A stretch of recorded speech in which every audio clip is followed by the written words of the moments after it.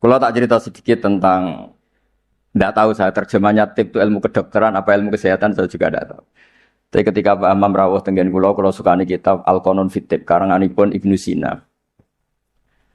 Di antara yang didhawuhna Imam Syafi'i radhiyallahu anhu itu ngendikan al ilmu ilmani. Ilmu itu ada dua, ada ilmu fikih wa ilmu tib. Ilmu kesehatan.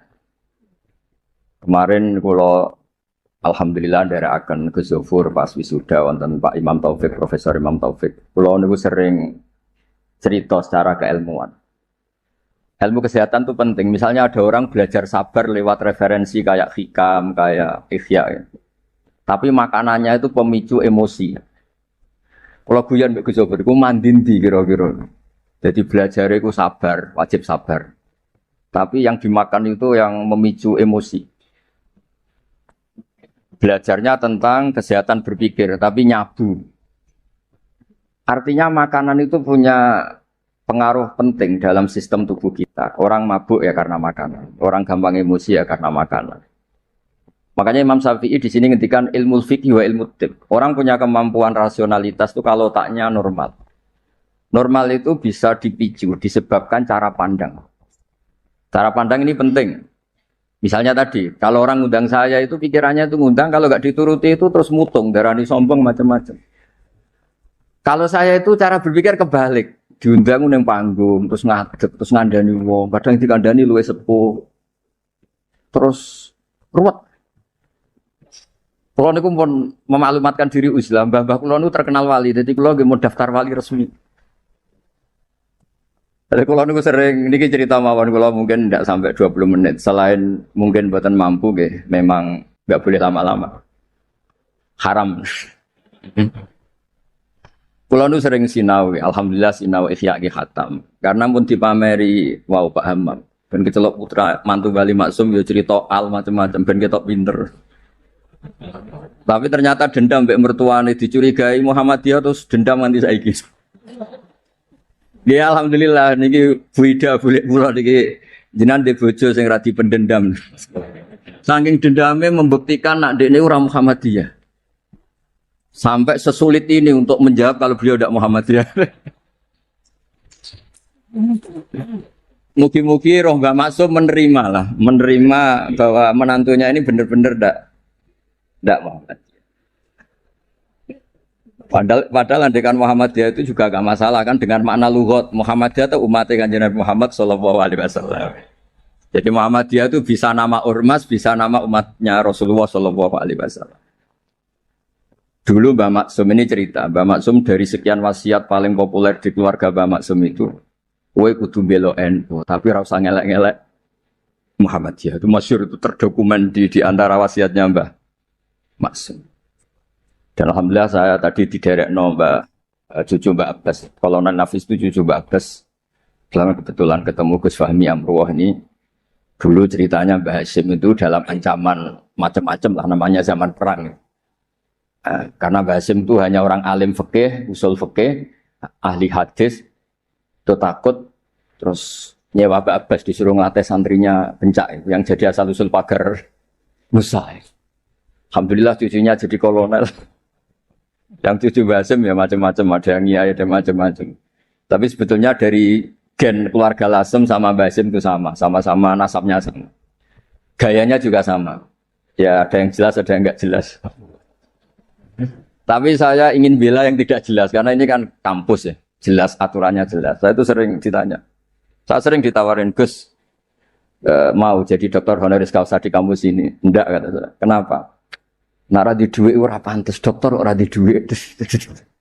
Jadi enak Gus nonton ngopi ge pantes, ora jelas ge pantes, kabeh pantes. Tapi dari ketidakjelasan itu menjadi jelas. Kalau semuanya itu sistem kampus, itu nanti orang mau belajar tema fikih tertentu misalnya kalau di fikih harus nunggu semester berapa baru ada pelajaran itu. Masa mau belajar khed daftar dulu sampai mata kuliah berapa baru dapat pelajaran khed. Itu bisa tutup Islam kalau semuanya tertib itu. Tapi baru kayak kiai gak jelas kayak saya itu di jalan ketemu orang tanya, Gus, badhe sowan. Sowan apa? Ketemu saya di pasar. Saya hobi sering ke pasar.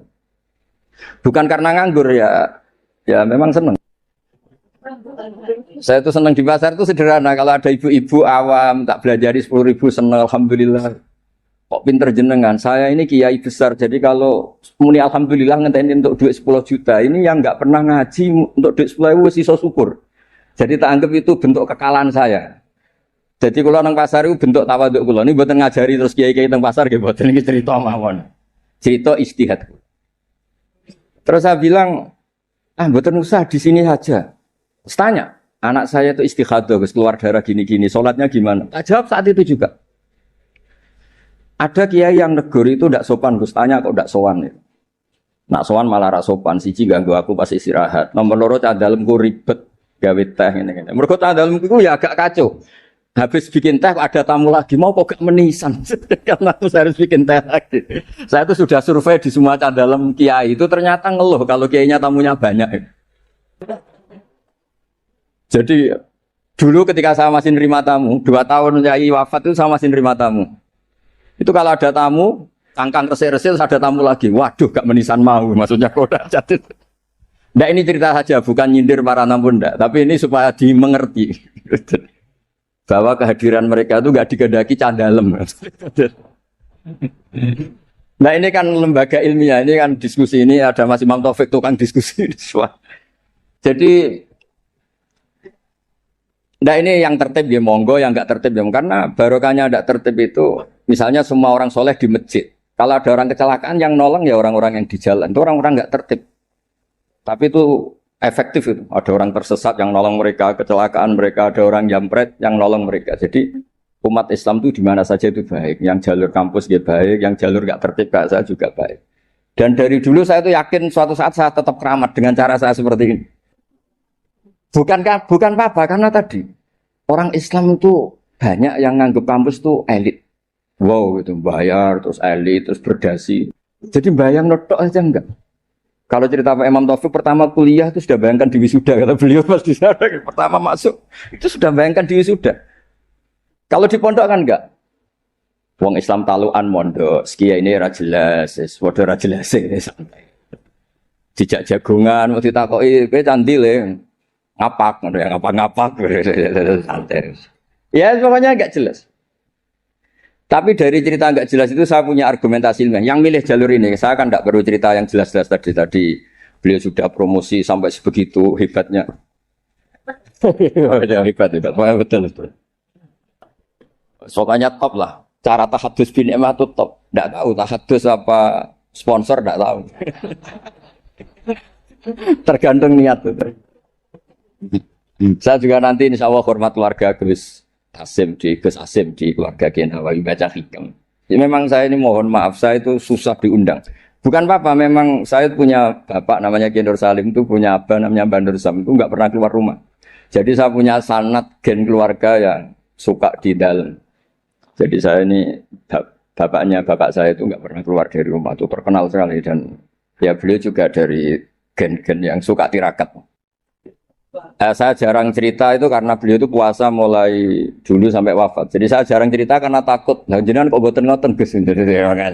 Makanya saya lebih sentuh cerita gen dari ibu karena keluarga Lasem itu rileks ngopi-ngopi, cangkruk, semuanya santai. Ya alhamdulillah kok punya sanad begitu.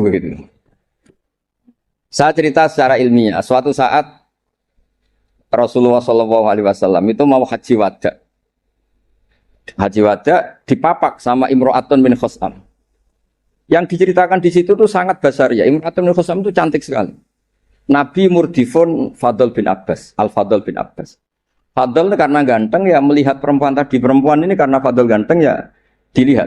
Sama-sama melihat. Yang satu melihat orang cantik, yang satu melihat orang ganteng. Masyhur terus. Fasor Rasulullah wajal Fadl. Wajahnya Fadl dipalingkan sama Nabi. Kemudian Imro'atun bin Khosam tadi tanya. Saat itu juga di perjalanan. Tapi masih di atas unta. Ya Rasulullah, ya ini karena tadi Pak Hamam cerita alimnya tentang sorok naku ya saya cerita hafalan saya. Bahwa bapak saya punya anak saya itu tidak salah, bapak saya punya cucu saya itu tidak salah. Beliau kan ya cerita gitu. Dua anak ini ora rugi, so profesor, so jadi mantune Bali, so kondang terus sampai gedungnya di atas UMC. Gitu. Tidak tahu. Ini orang pinter kok pakai ukuran fisik tidak tahu. Kalau gedung itu kan fisik, tidak tahu cara berpikir gimana, tidak tahu. Karena saya ini alam rohani, ukurannya di klasmen kewalian. Jadi itu kan nggak kelihatan. Jadi nggak tahu di klasmen berapa, nggak tahu.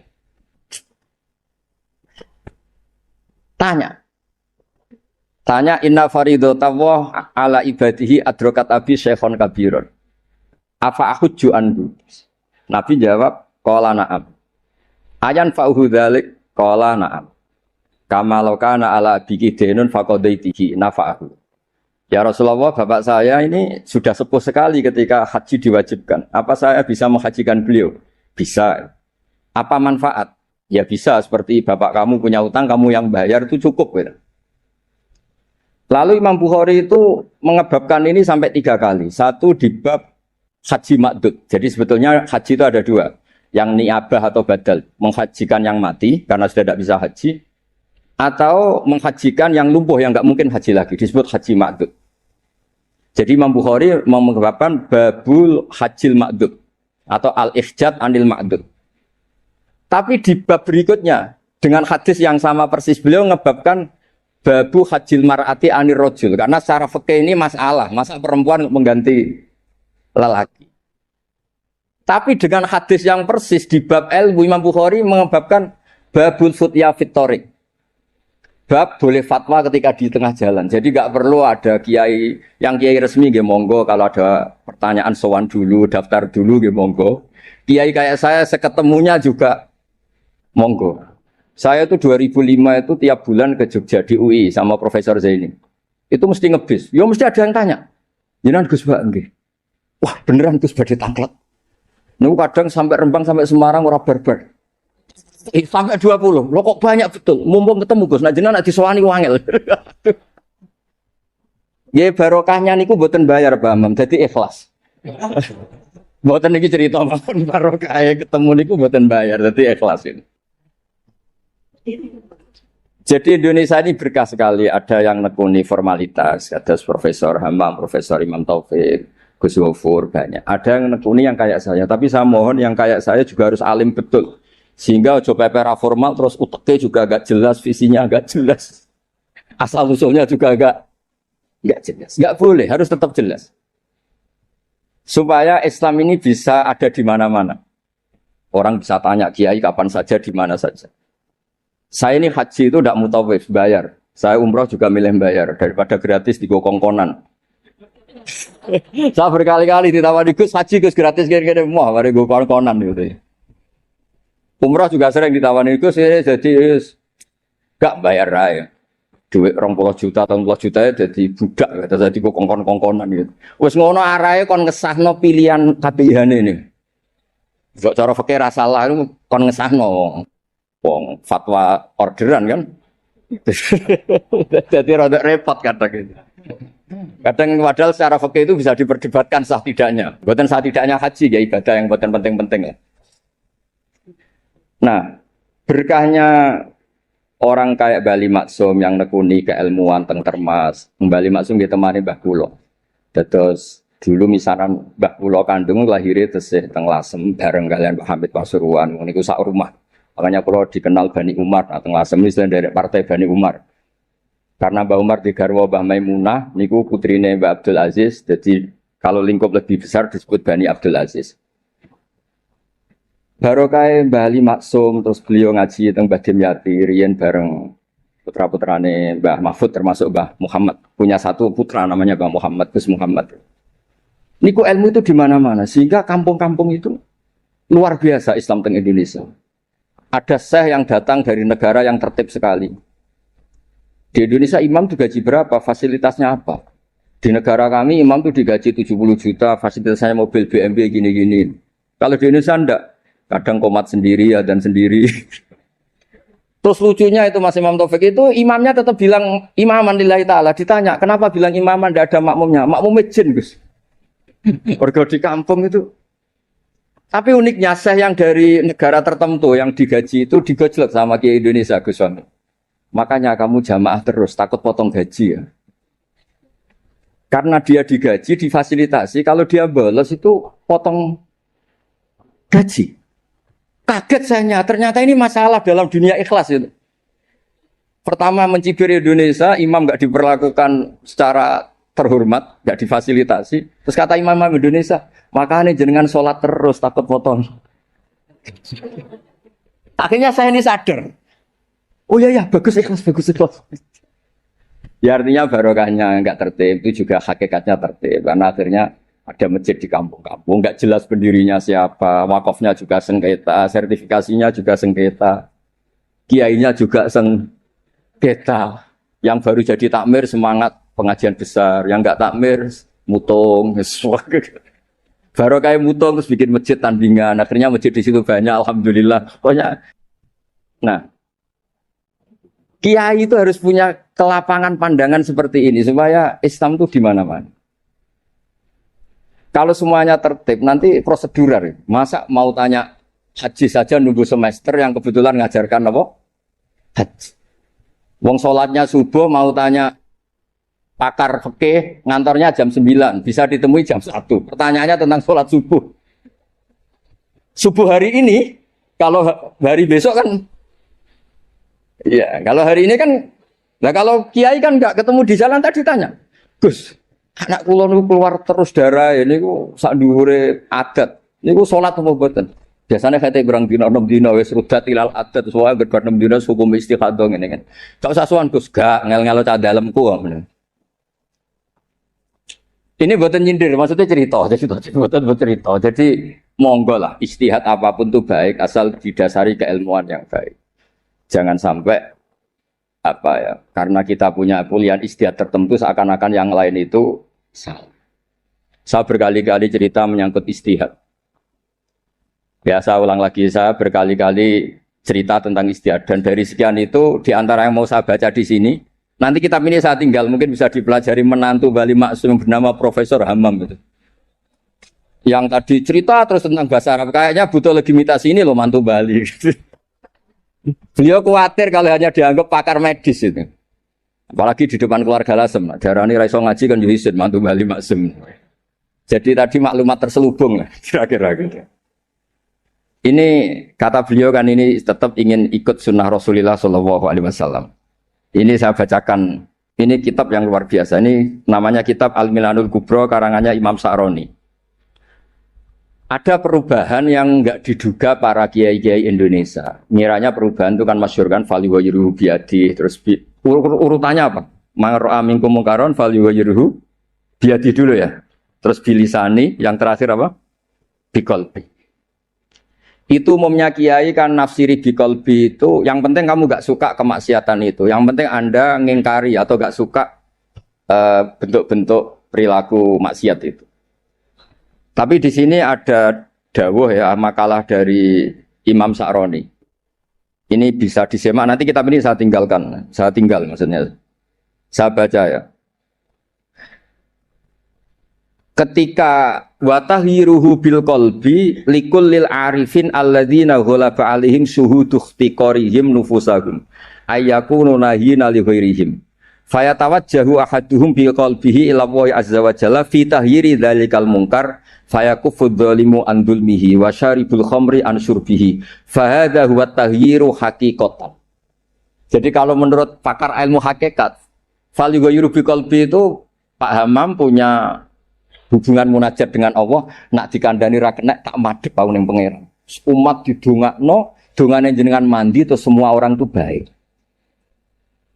Jadi biqalbi itu menurut saya teori ini lebih masuk akal. Kalau biadihi itu aksi nyata melakukan perubahan bil lisan, harusnya bil qalbi juga aksi nyata melibatkan qalbu untuk melakukan perubahan, yaitu munajat dipakai doa.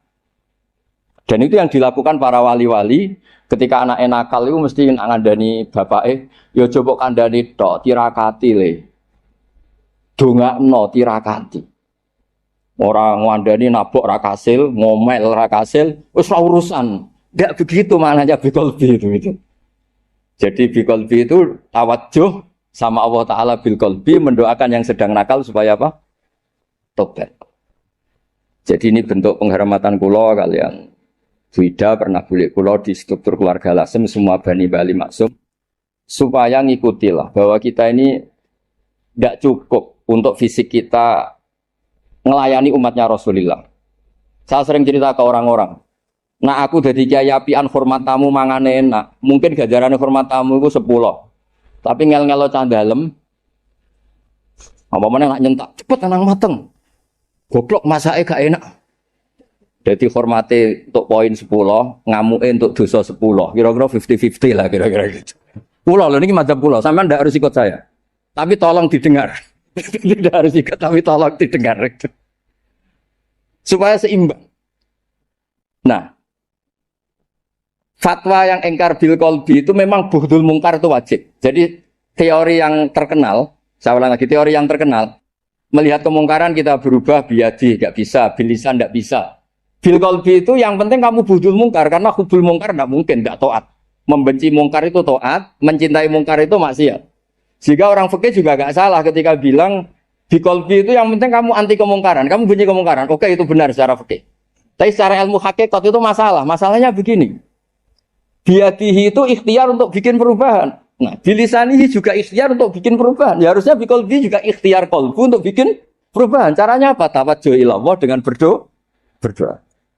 Nggih, paham nggih clear ya? Wong wae jenengan mantu bali maksum tenan pun kula percaya. Wong iso cerita al ta'rif ya semacam-macam. Kula mau ngontak mandong. Ono wong iki Mas. Mpun mengke nak teng alam roh bali maksum kula matur mpun mboten ngarah Muhammadiyah. Masa untuk menjawab supaya gak dituduh Muhammadiyah sampai sesulit ini. Gawe menara nekakno putu Mbah Hasim terus untuk mengesahkan insyaallah bali maksum mboten tipikal tiyang suudzon mun jenengan percaya.